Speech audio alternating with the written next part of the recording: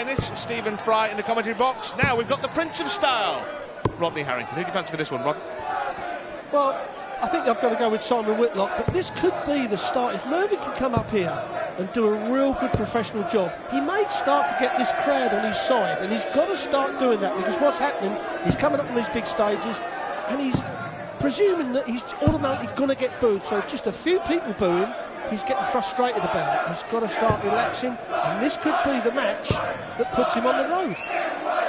Simon Whitlock has had a little while longer to come to terms with being knocked out at the semi-finals. He was very down after losing to James Wade. He was very disappointed with the way he played, very deflated straight after the defeat by Wade, but has had a little time to get used to that. Mervyn King's got straight off stage after being routed by Phil Taylor and had to come straight back on. Will that make a difference, do you think? Yeah, huge difference. You know, on that respect, you'd have to go with Simon Whitlock. But there again, Mervyn King may be still angry that he's been beaten quite convincingly by Phil Taylor, and get up there and do it. It is hard for both players, you know. When you've been beaten in a major tournament, you are really disappointed. But they are professionals. We've all played third and fourth playoffs before, and you get up there, you do the job. You know, you entertain this crowd. You know, let's not forget this crowd have turned up for the second night running, so, you know, they deserve something. The third place playoff at the last World Championship. It was revived at the Alexandra Palace. Mark Webster defeated Raymond van Barneveld on finals night. Whitlock, of course, was in the final itself at Alexandra Palace against Phil Taylor. What a battle he put in against the power that night. £100,000 he won. It got him a Premier League place as well as a wild card, and boy has he used it. He certainly has, and it's ironic that the one thing that got him to that final, the World Championships against Phil, and the one thing that's got him on this big stage for the finals of the Premier League has been his checkouts. And what let him down? His checkouts against James Wade. James Wade admitted that, and but he took advantage of it, Wadey, and good luck to the young man. Yeah, Whitlock missed his first 7 shots at a double against Wade in the semi-final, and an unheard of run of misses. Well, King is going to be first in the double in this leg. He's left 24, Whitlock way back.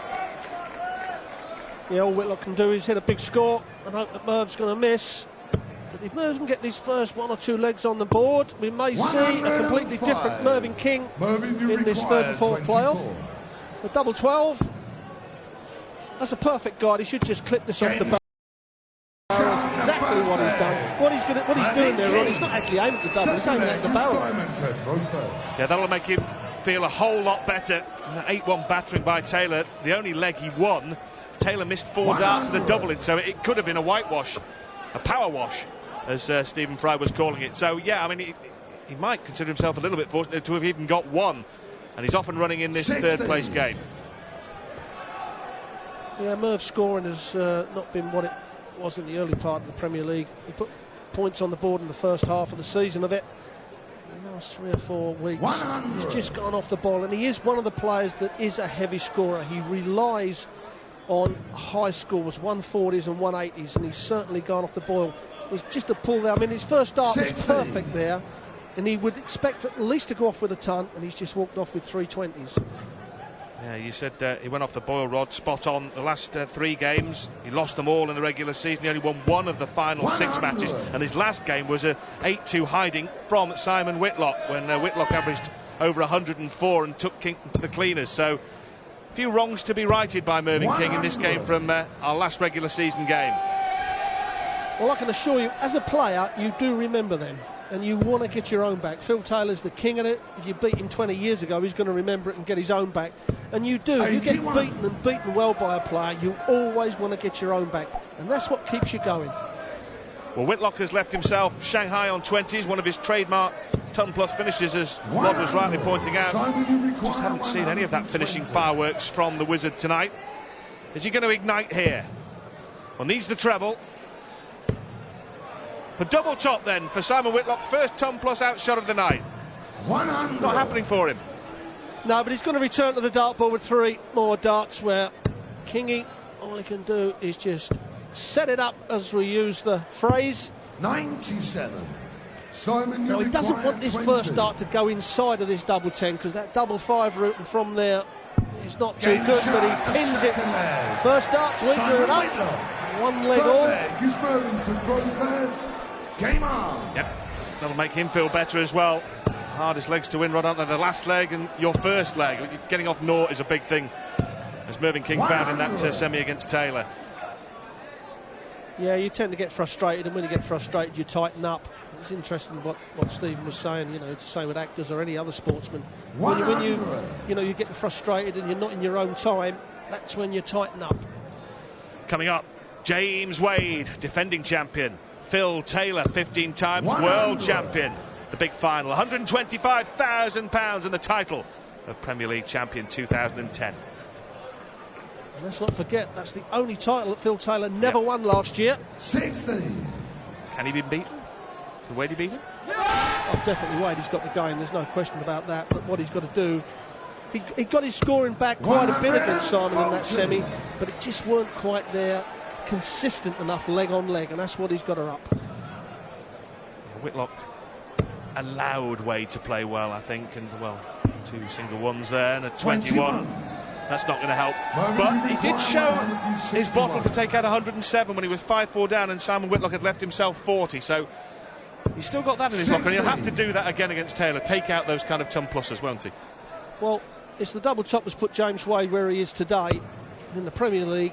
That's why he struggled, because he weren't hitting that double top. But in that semi-final, as you said, the 107, and there's quite a few clean double tops. If he can carry that on, then he's going to get chances. 101 for Mervyn King, 76 for Mervyn King. That would have left double 8 had he hit the treble.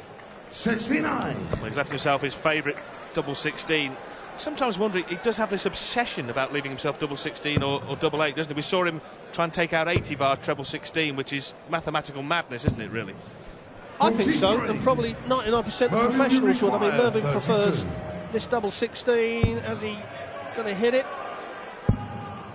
Double 4, he's moving all around the dartboard, but he hits it to go 2-1 up. Yeah, I mean, on 80, you see the double 4 win. On 80, you've got to go 20-20 double top. You're getting the dart at the double top instead of the dart at the bullseye. And Merv said, I prefer the dart at the bullseye than the double top. Well, he's the only one in the world I know that would say that. But that's what he's comfortable with. That's what's in his head. 16. Oh, a grimace of disappointment from Mervyn King after only 60. First to 8 in this third place playoff, £50,000 to the winner of this match. 97. Yeah, not a bad little figure to get serious about in this game of darts. 100. Whitlock's beaten King twice in regular season matches, and with that extra break after his semi-final, he would have to start favourite here. But King has the early lead, 2-1. 96.